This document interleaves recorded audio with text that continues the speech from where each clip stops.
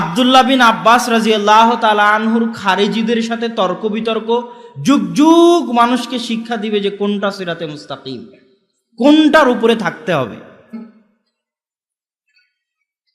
তো সাহাবীদের যুগে রাসূল সাল্লাল্লাহু আলাইহি ওয়াসাল্লামের ভবিষ্যৎবাণী অনুযায়ী ওমর রাদিয়াল্লাহু তাআলা আনহুর জীবদ্দশা পর্যন্ত ইসলাম মতভেদবিহীনভাবে, ফেরকাবিহীনভাবে, দলাদলিবিহীনভাবে এক আকীদা, এক খেলাফা, এক রাষ্ট্রের উপর ফিতনাবিহীনভাবে প্রতিষ্ঠিত ছিল ওমর রাদিয়াল্লাহু তাআলা আনহুর যুগ পর্যন্ত। ওমর রাদিয়াল্লাহু তাআলা আনহু ফিতনার দরজা, তার মৃত্যু মানে ফিতনার দরজা ভেঙে যাওয়া, ফিতনার রাস্তা উন্মুক্ত হয়ে যাওয়া।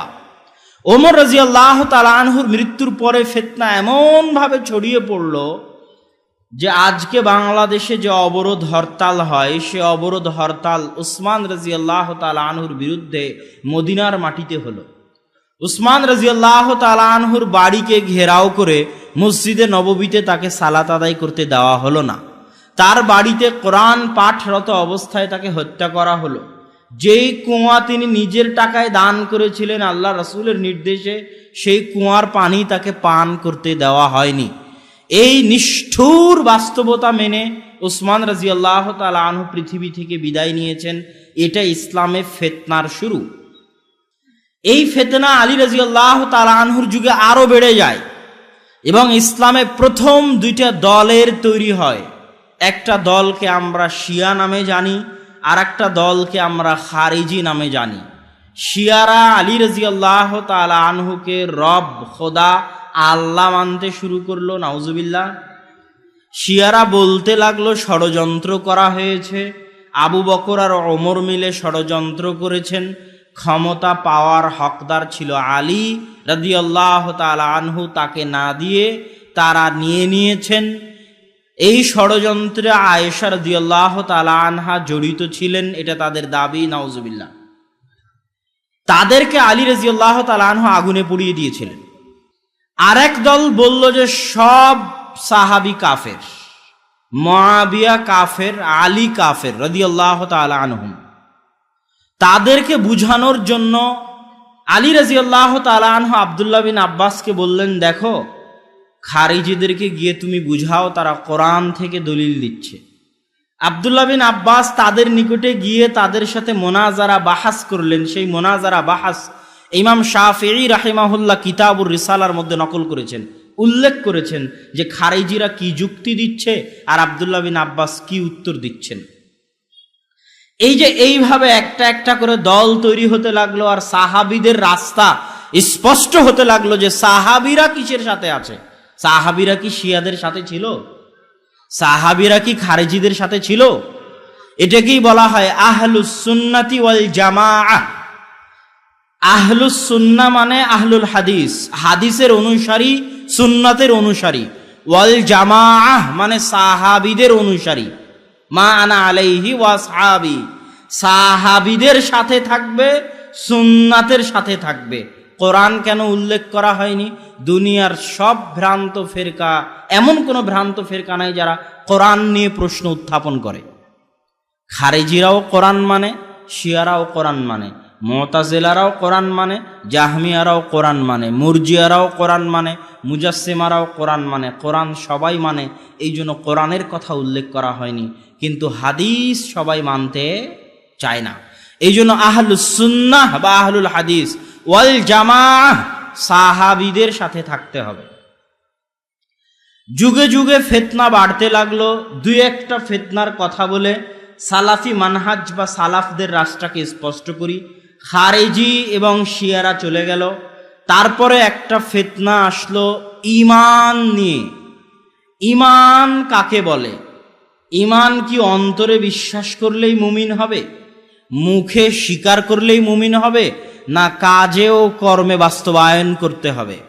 একদল বলল অন্তরে বিশ্বাস করলেই মুমিন হবে, মনের পর্দা বড় পর্দা। যদি তাদের কথা ঠিক হয় যে অন্তরের বিশ্বাসী ঈমানের জন্য যথেষ্ট, তাহলে হিরাক্লিয়াসকেও মুমিন বলতে হবে।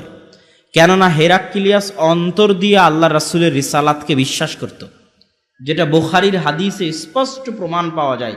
হেরাক্লিয়াস বলছে, শোনো, তোমরা যা যা বললে সব যদি সত্য হয় তাহলে জেনে রাখো আমার পায়ের নিচে যে মাটি আছে এই মাটি মুহাম্মাদের অধীনস্থ হবে একদিন, সাল্লাল্লাহু আলাইহি ওয়াসাল্লাম। তাহলে হিরাক্লিয়াস জানতো যে আল্লাহ রাসূল সত্য নবী, আবু তলেব জানতো যে আল্লাহ রাসূল সত্য নবী, কিন্তু মুখ দিয়ে স্বীকার করেনি। হিরাক্লিয়াস মুখ দিয়ে স্বীকার করেনি, কর্মে বাস্তবায়ন করেনি, এই জন্য তারা মুমিন বলে গণ্য হবে না। অন্তরের বিশ্বাস মুমিন হওয়ার মানদণ্ড নয়। এটা আহলুস সুন্নাত ওয়াল জামায়াতের আকীদা। কিন্তু যারা বলল শুধু অন্তরে বিশ্বাস ঈমান, তাদের বলা হয় মুরজিয়া। এরকম হাজারো মানুষ এখনো বাংলাদেশে আছে যারা মনে করে মনে ঈমান থাকলেই যথেষ্ট, নামাজ পড়ে আর কি হবে, পর্দা করে আর কি হবে। এরা কি? মুরজিয়া। এরা কি বলেন তো? মুরজিয়া। আরেক দল মানুষ আছে যারা খারেজি, তারা বলল যে কাজে বাস্তবায়ন করা এত জরুরি যে কোনো একটা আমল যদি ছুটে যায়, কোনো একটা কবিরা গুনাহ যদি কারো থেকে সংঘটিত হয়, তাহলে সে কাফের হয়ে যাবে, আর ঈমানই থাকবে না। তখন আহলুস সুন্নাত ওয়াল জামাত বলল, না, কেউ যদি কাবিরা গুনাহ করে তাহলে আর ঈমান থাকবে না এমন নয়, তার ঈমান থাকবে, তবে ঈমান কমে গেছে। কথা কি বুঝতে পেরেছেন? এবং তাকে বলা হবে ফাসিক, তাকে বলা হবে ফাসিক, কাফের নয়। কাফের কখন? যখন মুখের উপর অস্বীকার করবে। ভাই আপনি নামাজ পড়েন না কেন? আরে কে বলেছে নামাজ ফরজ? নামাজ যদি না পড়ি কি হবে? পড়বো না, তোর কি? মুখের উপর যখন অস্বীকার করবে তখন কি হবে? কাফের। আর যখন বলবে নামাজ পড়া তো উচিত কিন্তু এই কারণে পড়তে পারি না, তখন ফাসিক। এই জন্য আমি বহু বক্তব্যে বলেছি, আপনি দাড়ি রাখবেন না, এটা ভালো কথা। যদি না রাখতে চান, আল্লাহর বিধানকে লঙ্ঘন করতে চান, ভালো কথা, রাখিয়েন না। কিন্তু দাড়িকে নিয়ে হাসি ঠাট্টা করতে পারবেন না। যদি দাড়ি না রাখেন কাফের হবেন না, কিন্তু দাড়িকে নিয়ে যদি হাসি ঠাট্টা করেন কি হয়ে যাবেন? কাফের হয়ে যাবেন।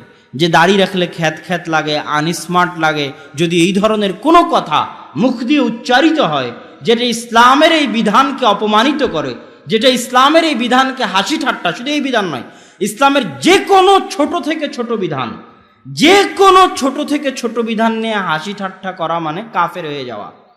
পালন করতে পারবেন না, ভালো কথা, পালন করিয়েন না। বলেন যে এটা পালন করা উচিত, আমি পালন করতে পারি না, কিন্তু সেটা নিয়ে হাসি ঠাট্টা করতে পারবেন না। তাহলে খারিজি